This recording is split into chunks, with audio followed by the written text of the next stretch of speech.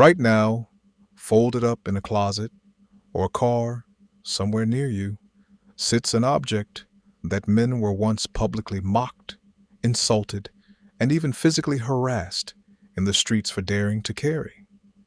That object is the umbrella, and for well over 1,000 years, using one had almost nothing to do with rain at all. The earliest umbrellas date back roughly 3,500 years to ancient Egypt and China, and their original purpose wasn't protection from a storm. It was protection from the sun itself.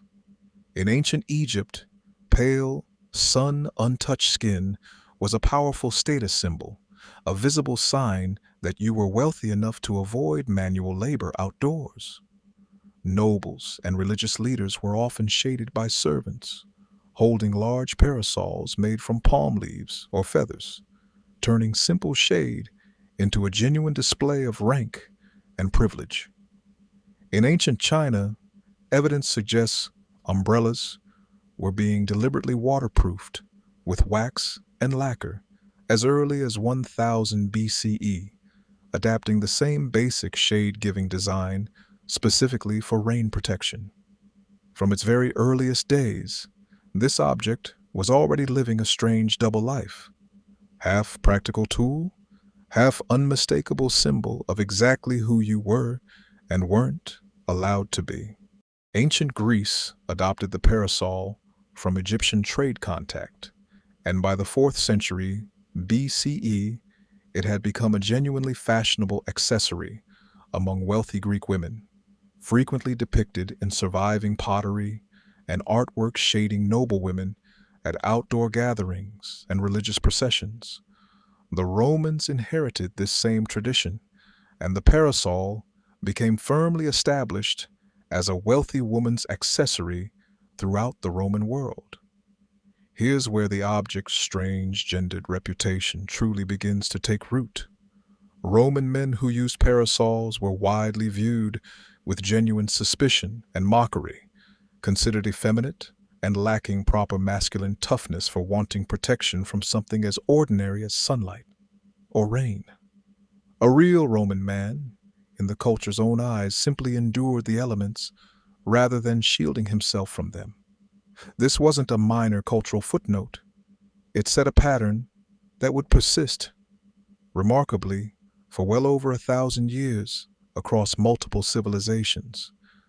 Whatever practical benefit the umbrella clearly offered, an enormous portion of the population, specifically men, would remain unwilling to actually use one, purely because of what carrying one supposedly said about their masculinity. Following the fall of the Roman Empire, the umbrella largely vanished from European daily life for nearly 1,000 years, a casualty of collapsed trade networks, constant warfare, and simply different cultural priorities during the chaos of the early medieval period. It wasn't until the Italian Renaissance, in the late 16th century, that small, expensive parasols returned to fashion, likely influenced by travelers' accounts and artistic depictions of Chinese and Middle Eastern umbrella use. From Italy, the fashion spread to France and England among nobility and royalty, but the deeply ingrained gender association remained stubbornly intact. Throughout the 17th and much of the 18th century, umbrellas across Europe were considered exclusively a woman's accessory, and any man seen carrying one risked genuine public ridicule, harassment, or being openly labeled effeminate by his peers.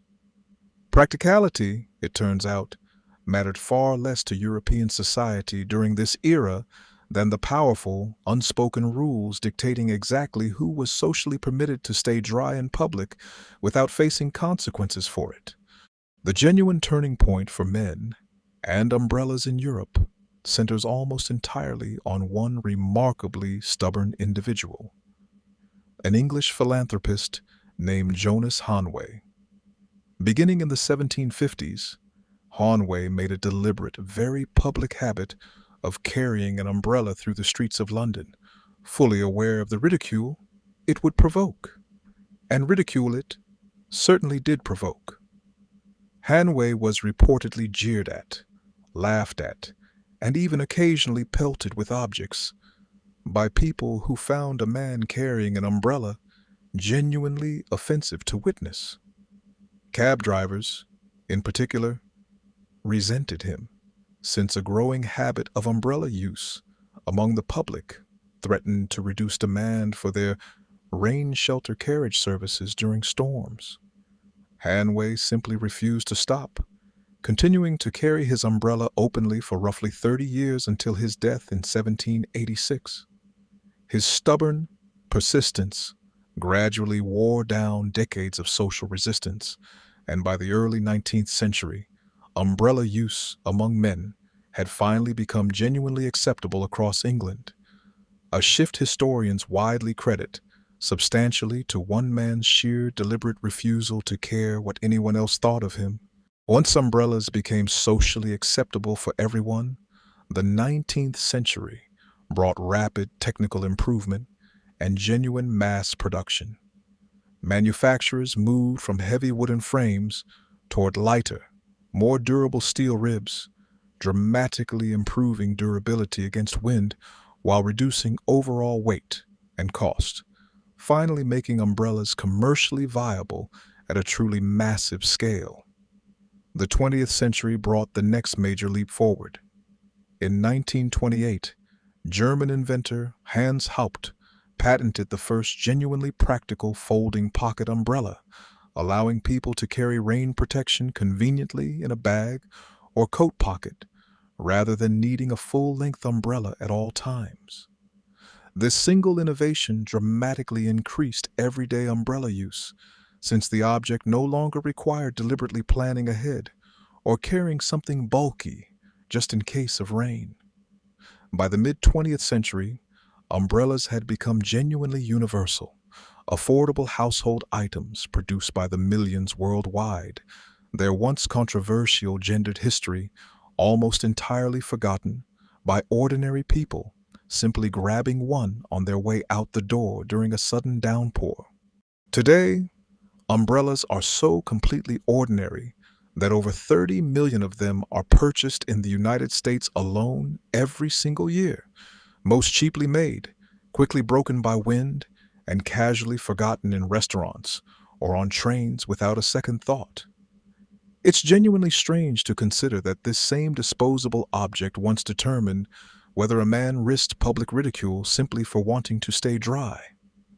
And yet, strip away centuries of gendered mockery, one stubborn Englishman's 30-year public stand, and modern mass production, and the umbrella's core purpose remains exactly the same as it was for that Egyptian servant holding shade over a noble 3,500 years ago. A simple, humble barrier between one human being and the elements pressing down from above.